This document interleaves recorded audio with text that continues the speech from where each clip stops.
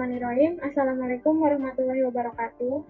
Saya Afi Widarwati, NIM 2902150104. Saya semester 3 dari Prodi Akuntansi Regular Plus Universitas Pancasila Bekasi. Pada saat ini saya akan melaksanakan ujian akhir semester 3 mata kuliah intermediate 1 dan dosen pengampunya yaitu Dr. Adelina Suryati SE, MAK, CMA, C. Nah, pada kesempatan kali ini saya akan membahas tentang aset tetap dan aset tetap tidak berwujud.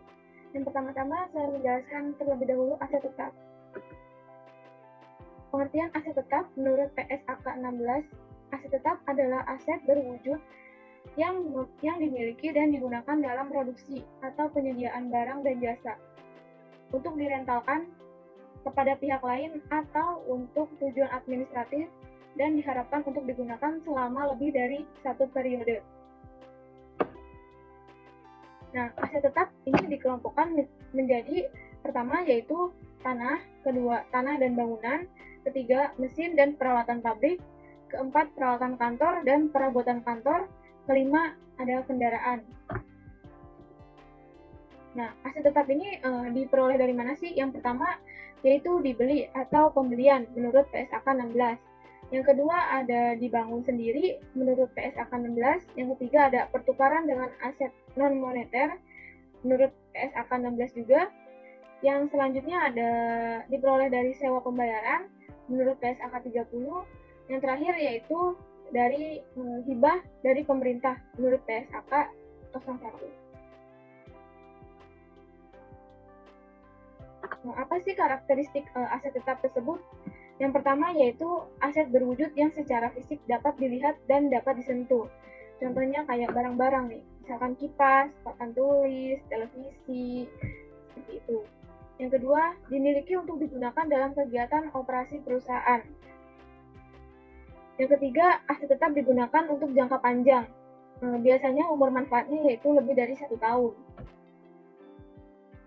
Nah, selanjutnya apa aja nih komponen aset tetap? Yang pertama ada harga perolehan, yaitu semua biaya yang dikeluarkan untuk mendapatkan aset tetap sampai aset tersebut dapat digunakan. Yang kedua ada umur manfaat, yaitu jangka waktu atau periode di mana aset tetap dapat digunakan. Yang ketiga ada nilai sisa, yaitu nilai kas dari aset tetap di akhir umur manfaatnya. Nah, ketiga komponen tersebut yaitu merupakan faktor juga nih yang diperhitungkan untuk penyusutan aset tetap nantinya gitu. Selanjutnya yaitu aset tetap menurut PSAK. Jadi aset tetap menurut PSAK 16 ini yang pertama yaitu dipakai atau digunakan setiap hari dalam operasi atau kegiatan perusahaan. Selanjutnya mengalami penurunan manfaat aset tetap tersebut. Nah, udah mengalami penurunan, selanjutnya yaitu dia mengalami penyusutan. Ini biasanya dicatat di akhir periode. Nah, selanjutnya untuk menghitung penyusutan ada 3 metode yang biasa digunakan oleh perusahaan-perusahaan. Nah, selanjutnya yaitu 3 metode penyusutan untuk aset tetap. Nah, di sini saya ringkas aja, ada metode umur manfaat, biaya yang dapat disesuaikan, tarif penyusutannya, dan beban penyusutan. Metode yang pertama yaitu garis lurus, umur manfaatnya yaitu tahunan atau per tahun gitu. Nah, biaya yang dapat disesuaikan yaitu harga perolehan dikurangi dengan nilai sisa. Tarif penyusutannya yaitu tarif garis lurus. Nah, beban penyusutannya yaitu konstan atau merata atau konstan tuh kayak rata gitu, jadi hampir sama, setiap tahunnya tuh sama. Yang kedua yaitu metode unit produksi. Umur manfaatnya ini tergantung dari jumlah unit yang diproduksi. Biaya yang dapat disesuaikan yaitu harga perolehan dikurangi dengan nilai sisa. Nah, tarif penyusutannya harga perolehan dikurang nilai sisa dibagi dengan jumlah unit yang diproduksi. Nah, maka beban penyusutannya pun variabel atau bermacam-macam, dapat berubah-ubah gitu, sesuai dengan jumlah unit yang diproduksi. Yang ketiga yaitu ada metode saldo menurun ganda. Umur manfaatnya juga tahunan, per tahun gitu. Biaya yang dapat disesuaikan yaitu nilai buku menurun, tapi tidak di bawah nilai sisanya. Tarif penyusutannya yaitu 2 kali tarif garis lurus. Nah, maka beban penyusutannya itu menurun karena yaitu tarif penyusutannya 2 kali tarif dari garis lurus. Nah, selanjutnya di sini ada rumus-rumus dari metode metode penyusutan aset tetap. Yang pertama ada metode garis lurus, yaitu penyusutan per tahunnya. Di sini rumusnya ada harga perolehan dikurang nilai sisa dibagi umur manfaat. Nah, rumus yang kedua yaitu tarif penyusutan sama dengan 100 dibagi dengan umur manfaat dikali dengan 100%. Nah, dari tahun ke tahun ini umumnya jumlahnya tuh sama gitu, penyusutannya. Nah, sini pun ada kurvanya, yaitu berbentuk datar gitu, karena dia dari tahun ke tahun itu sama. Yang kedua yaitu ada metode unit produksi. Penyusutan per unit rumusnya yaitu ada harga perolehan dikurang nilai sisa dibagi total unit yang diproduksi. Nah, selanjutnya yaitu dihitung per unit atau berfluktuasi atau naik turunnya gitu, naik turunnya unit yang diproduksi. Nah, maka kurvanya naik turun gitu, karena di sini tuh beban penyusutannya variabel atau berubah-ubah gitu. Jadi kurvanya itu bisa naik, bisa turun gitu. Yang selanjutnya ada metode saldo menurun ganda. Jadi tarif penyusutannya yaitu 2 kali tarif penyusutan garis lurus. Untuk penyusutan per tahunnya dia pun sama seperti metode garis lurus, yaitu harga perolehan dikurang nilai sisa dibagi umur manfaatnya. Nah, maka kurvanya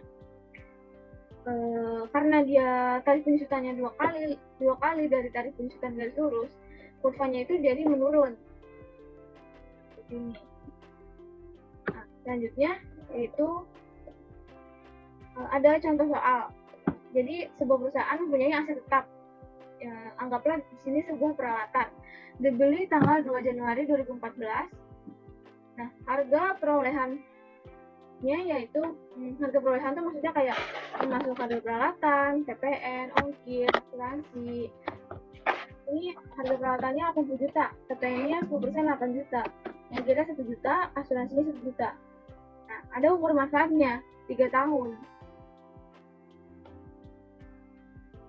Selanjutnya, peralatan tersebut mempunyai nilai sisa nih, 6 juta. Nah, selama umur manfaatnya, penggunaan pada tahun 2014 itu 8.900 jam, 2015 7.100 jam, 2016 4.000 jam. Maka totalnya selama 3 tahun itu yaitu 20.000 jam. Selanjutnya yaitu kita jawab. Yang pertama menggunakan metode garis lurus. Nah, di sini pertama kita mencari penyusutan per tahun. Rumusnya harga perolehan dikurang nilai sisa dibagi umur manfaat. Nah, harga perolehan ini yaitu 90 juta. Dari mana 90 juta? 90 juta itu dari yang tadi, harga perolehannya itu peralatan 80 juta ditambah PPN 8 juta ditambah ongkir 1 juta ditambah asuransinya 1 juta. Maka kita dapat di sini 90 juta. Dikurangi dengan nilai sisanya 6 juta dibagi 3 tahun. Hasilnya yaitu 28 juta.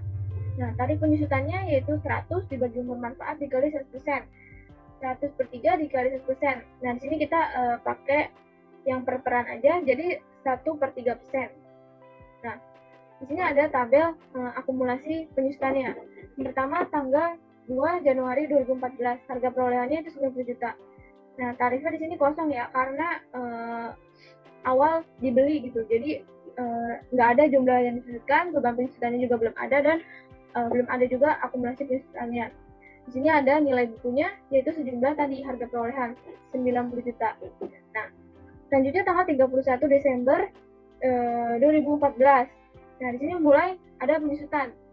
Harga perolehannya 90 juta, tarifnya 1 per 3%. Maka jumlah disusutkan 90 juta dikali 1 per 3%, yaitu 84 juta.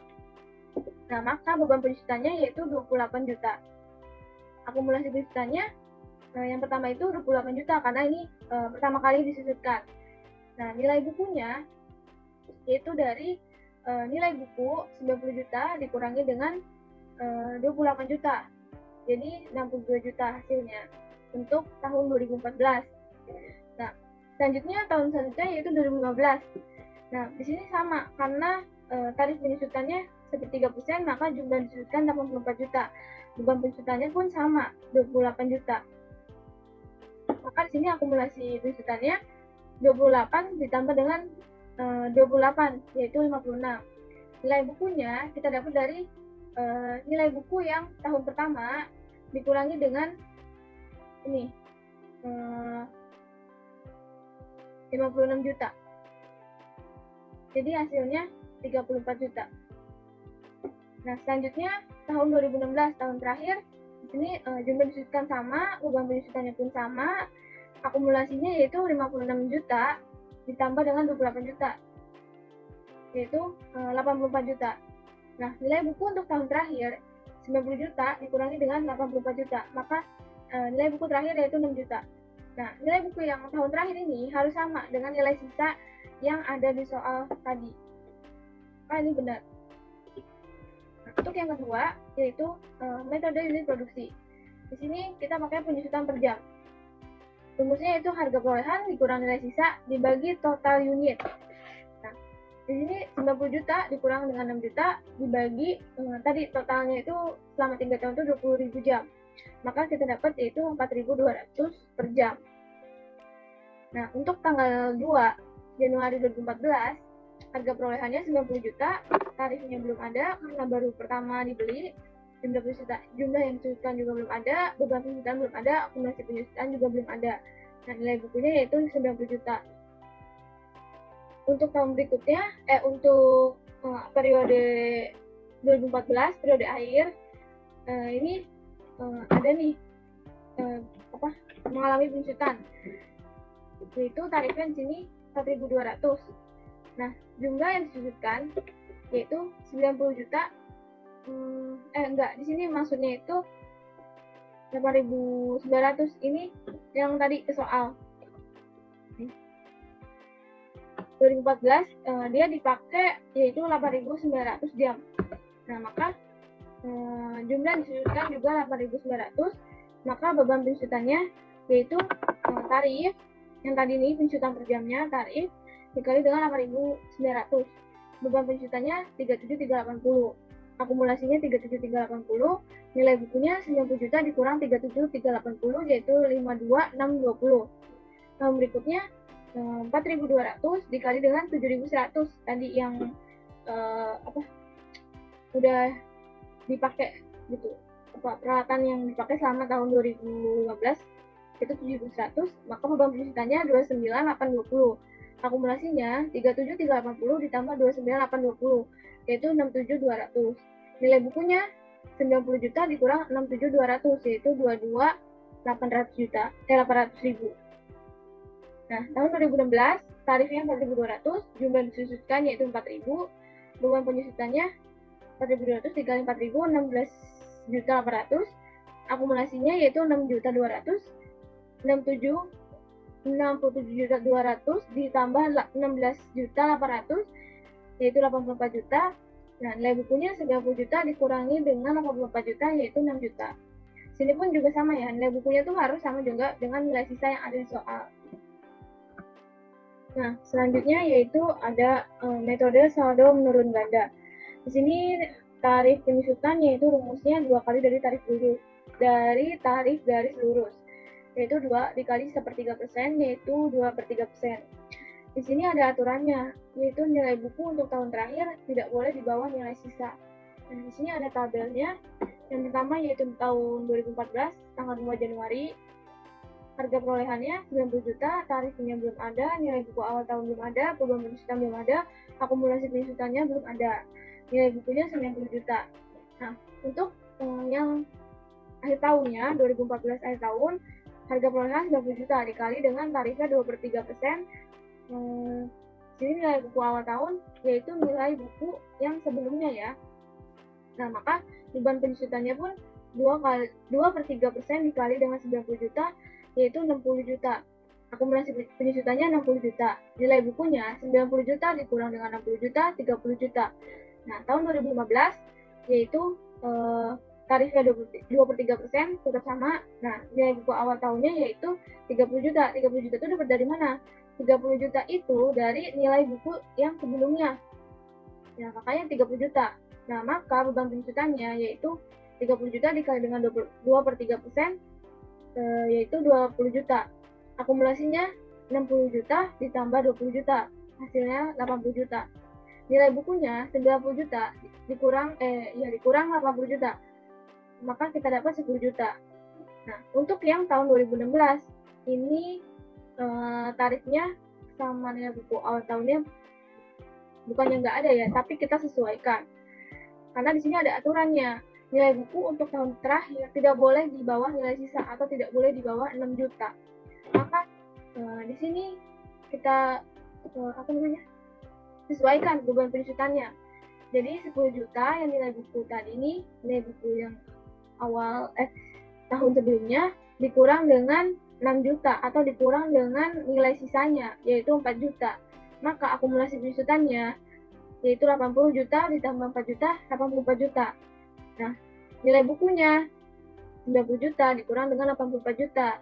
Nah, kita dapat 6 juta kan? Karena di sini ada aturannya, nilai buku untuk tahun terakhir nggak boleh di bawah dari nilai sisa. Tuh, nggak boleh di bawah dari 6 juta. Maka tetap sama, nilai bukunya itu 6 juta.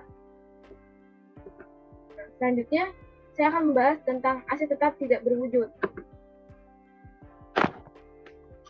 Tetap tidak berwujud adalah suatu aset yang tidak terlihat wujudnya, namun memiliki nilai bagi perusahaan dan umur ekonomisnya lebih dari 1 tahun.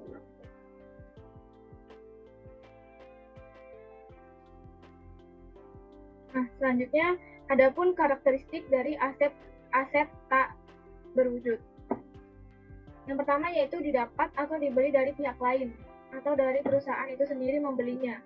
Yang kedua ada memberikan hak-hak istimewa pada perusahaan. Yang ketiga, memberi manfaat dan digunakan dalam kegiatan normal perusahaan. Yang keempat, mempunyai masa kegunaan relatif permanen atau lebih dari 1 periode biasanya. Apa sih jenis-jenis aset tetap tidak berwujud itu? Yang pertama itu ada goodwill, atau yang diartikan yaitu nilai lebih yang dimiliki oleh suatu perusahaan sebagai akibat adanya nama baik, letak yang strategis, manajemen yang baik, dan sebagainya. Yang kedua ada hak paten atau paten, yaitu hak tunggal yang diberikan pemerintah melalui Direktorat Paten kepada perorangan atau suatu badan untuk memanfaatkan suatu penemuan tertentu. Nah, hak paten ini maksudnya kalau kita udah mempunyai hak paten, jadi tidak bisa dititipkan oleh orang lain gitu, atau oleh perusahaan lain. Kalau dititipkan otomatis akan terkena sanksi pidana. Selanjutnya, yaitu hak cipta atau copyright. Adalah hak tunggal diberikan kepada orang atau suatu badan untuk memperbanyak dan menjual barang-barang hasil karya seni atau karya intelektual, misalnya lagu, novel, buku, dan puisi. Nah, ini yang disebut dengan hak cipta. Yang selanjutnya ada merek dagang atau trademark. Adalah hak tunggal diberikan kepada orang atau suatu badan usaha untuk menggunakan cap, nama, atau lambang usaha. Nah, ini biasanya tuh dipakai oleh pengusaha-pengusaha atau usaha kecil menengah. Ini bisa dipakai. Yang terakhir yaitu ada franchise. Adalah hak tunggal yang diperoleh suatu perusahaan dari perusahaan lain untuk mengomersialkan produk, proses, teknik, atau konsep tertentu. Nah, kalau franchise ini seperti misalkan ya kayak Sabana gitu. Jadi kayak kita tuh kita punya uang kayak 20 juta. Misalkan franchise Sabana itu harga 20 juta. Jadi kita bisa buka Sabana tersebut gitu dengan uang 20 juta. Kita pun juga dapat resep-resepnya, diajarin cara masaknya, dapat gerobaknya, alat-alatnya, dan juga bahan-bahannya. Itu kalau franchise. Beda lagi dengan merek dagang. Kalau merek dagang tuh hanya namanya aja kita buat gitu. Selanjutnya, yaitu ada harga perolehan aset tetap tidak berwujud. Aset tak berwujud dinilai atau diukur sesuai dengan harga perolehannya. Nah, biaya perolehan aset tetap tidak berwujud terdiri dari pertama harga beli, yaitu termasuk biaya impor, atau bea masuk, dan pajak pembelian yang tidak dapat dikembalikan setelah dikurangi diskon dan rabat. Yang kedua adalah segala biaya yang dapat dikaitkan secara langsung dalam mempersiapkan aset tersebut sehingga siap untuk digunakan atau dipakai. Selanjutnya, pencatatan aset tetap tidak berwujud. Nah, pencatatan akuntansi untuk pembelian dan amortisasi aset tak berwujud secara sederhana yaitu kalau misalkan pembelian nih, aset tetap tidak berwujud berada di debit, kas berada di kredit. Nah, amortisasi, biaya amortisasinya berada di debit, aset tetap tidak berwujudnya ada di kredit. Nah, di sini apa sih amortisasi itu? Yaitu alokasi sistematis jumlah tersusunkan suatu aset tetap tidak berwujud selama masa manfaat. Nah, aset tetap tidak berwujud umumnya diamortisasikan menggunakan metode garis lurus. Jadi kayak amortisasi ini adalah penyebutan untuk penyusutan aset tetap tidak berwujud. Nah, selanjutnya ada contoh soal. Jadi pada tanggal 8 Januari 2020, PT ABC mengembangkan alat penanam padi dengan biaya pengembangan alat ini mencapai 2 miliar dan biaya uji coba sebesar 100 juta, biaya hukum 70 juta, dan pendaftaran paten mencapai 50 juta untuk masa 10 tahun. Nah, untuk menghitung harga perolehan hak paten, kita jumlahkan nih. Di sini ada biaya pengembangan, biaya uji coba, biaya hukum, pendaftaran paten. Nah, maka kita dapat harga perolehannya yaitu di sini 2 miliar 220 juta. Saya ganti dulu.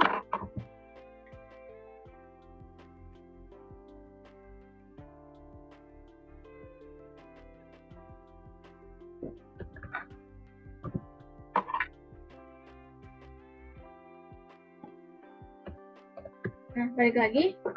Nah, harga perolehannya itu 2 miliar 220 juta. Ini yang biaya pengembangan ditambah dengan biaya uji coba, ditambah biaya hukum, ditambah biaya pendaftaran paten. Nah, jurnalnya yaitu seperti ini. Di sini ada hak paten.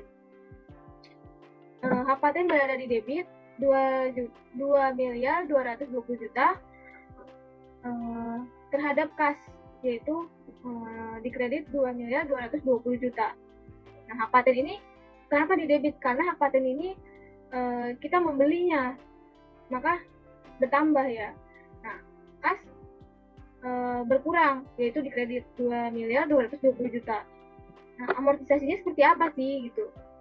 Rumusnya yaitu amortisasi hak paten sama dengan harga perolehan dibagi umur ekonomis. Nah, di sini rumusnya itu seperti ini, karena kan umumnya kita pakai garis lurus ya. Garis lurus itu harga perolehan dikurangi dengan nilai sisa dibagi umur ekonomis. Nah, lihat di soal, di sini tuh nggak ada nilai sisanya. Maka rumusnya amortisasi hak paten harga perolehan dibagi dengan umur ekonomis aja.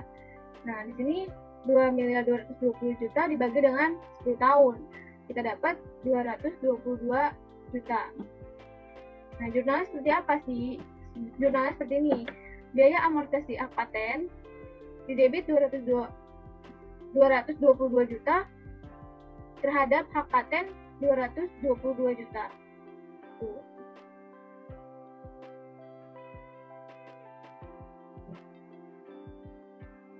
Baik, terima kasih. Cukup sekian yang saya sampaikan. Kurang lebihnya saya mohon maaf. Wassalamualaikum warahmatullahi wabarakatuh.